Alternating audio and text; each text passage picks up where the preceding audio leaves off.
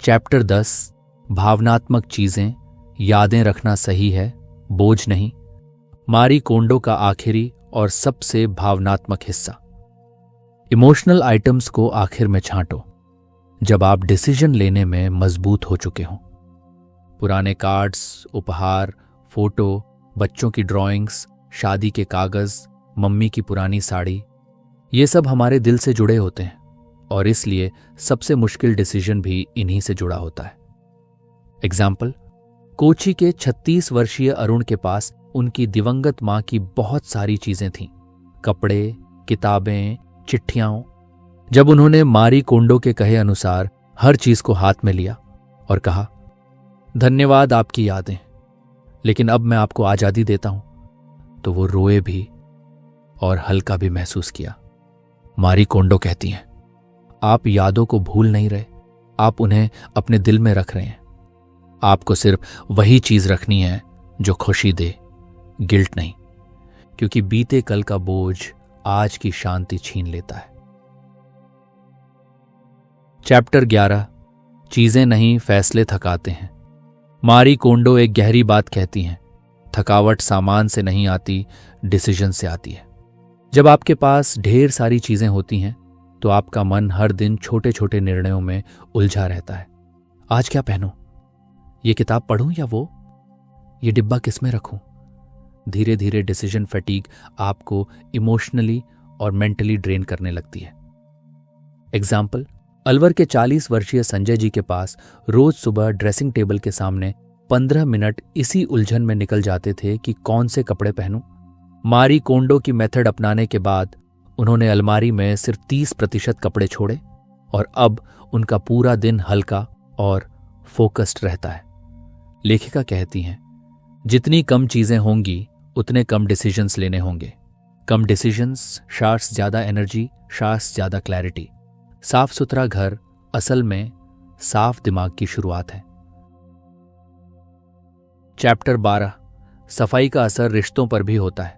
मारी कोंडो इस किताब में कई बार एक भावनात्मक बात दोहराती है।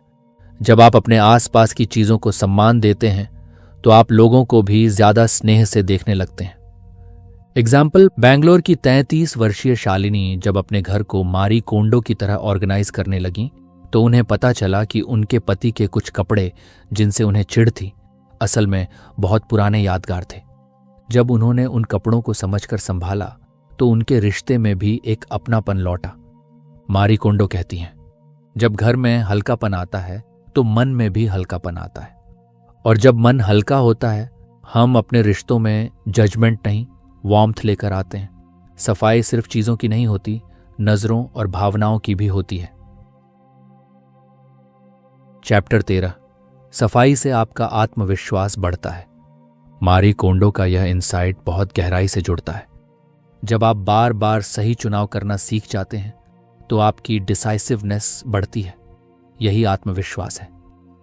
जब आप तय कर सकते हैं कि कौन सी चीज आपके जीवन में रहनी चाहिए और कौन सी नहीं, तो आप अपने रिश्तों, काम और रोजमर्रा के जीवन में भी मजबूत फैसले लेने लगते हैं।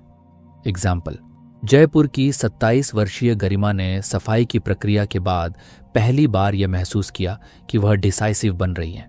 पहले जो डिसीजंस लेने में हफ्ते लगते थे, अब वो 10 मिनट में क्लैरिटी से ले पाती थीं। मारी कोंडो इसे सेल्फ ट्रस्ट थ्रू टाइडिंग कहती हैं।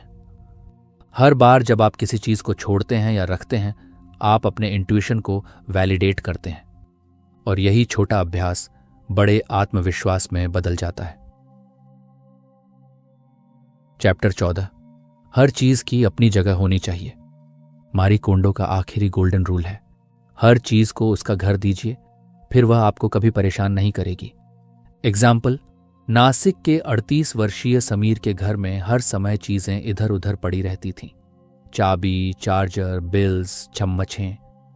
उन्होंने मारी कोंडो की एक सिंपल बात अपनाई, हर चीज की एक स्थायी जगह तय कर दो। अब उनके घर में ना खोजबीन होती है, न झुंझलाहट, और यह बात सिर्फ बाहरी दुनिया में नहीं, मन में भी स्थिरता लेकर आई। मारी कोंडो कहती हैं, जब चीजों की जगह तय होती है तो केओस कम होता है, और जब चीजें बार बार अपनी जगह जाती हैं तो डिसिप्लिन और सिंप्लिसिटी जीवन का हिस्सा बन जाती है। साफ घर का मतलब है स्पष्ट जीवन। चैप्टर 15। चीजें नहीं, ऊर्जा रुकती है बिखराव में। मारी कोंडो कहती हैं, जब चीजें बेतरतीब होती हैं तो आपके भीतर की ऊर्जा रुक जाती है। आपके आसपास का माहौल सीधे आपके मन और शरीर पर असर डालता है। एग्जाम्पल, भोपाल की 36 वर्षीय अनुप्रिया ने हमेशा महसूस किया कि घर में घुसते ही थकान और उलझन महसूस होती है, जबकि वो रोज सफाई करती थीं। जब उन्होंने एक इंटीरियर वर्कशॉप में सीखा कि कम चीजों से जगह में फ्लो आता है और फिर मारी कोंडो की किताब पढ़ी, तो उन्होंने बिखराव को ऊर्जा रुकने की निशानी मानना शुरू किया। जब उन्होंने जरूरत से ज्यादा फर्नीचर, शो पीस और सामान हटाया तो उनका घर ही नहीं, उनका मन भी खुलने लगा।